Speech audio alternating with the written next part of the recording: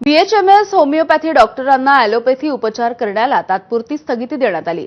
स्थगितीच्या नंतर BHMS doctor आक्रमक झालेले होते आणि तात्काळ स्थगिती उठवावी, अन्यथा उद्यापासून आझाद मैदानामध्ये राज्यभरातील लाखो डॉक्टर हे आंदोलनाला बसतील असा इशारा सुद्धा आता देण्यात आलाय।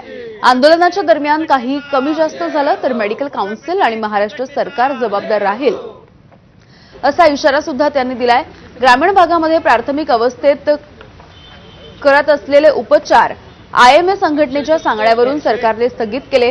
मग आयएमए संघटनेला त्यांच्या हॉस्पिटलमध्ये होमिओपॅथी डॉक्टर कसे चालतात असा सवालही या डॉक्टरांनी विचारला। आमच्याकडे नॉलेज असताना 5.5 वर्ष आम्ही पूर्ण ज्ञान घेतलेलं आहे, प्लस आम्हाला सरकारने 1 वर्षाचा सीसीएमपी कोर्स दिलेला आहे आणि परिपूर्ण नॉलेज असताना आम्हाला उपेक्षित का ठेवलं गेलं?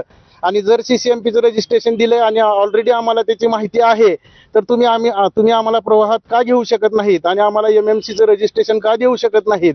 आणि ते रजिस्ट्रेशन आम्हाला मिळालंच पाहिजे, ही आमची सर्व संघटनेतर्फे मागणी आहे।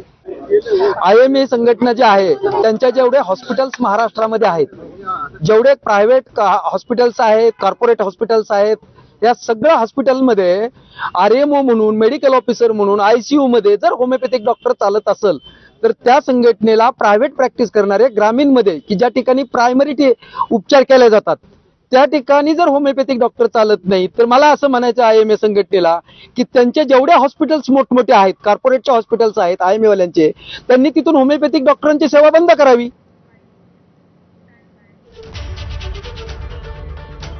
आणि यानंतर बुलेटिनमध्ये अगदी छोटासा ब्रेक। बघत रहा एबीपी माझा। प्रस्तुत करते एमबीबीएस प्रवेश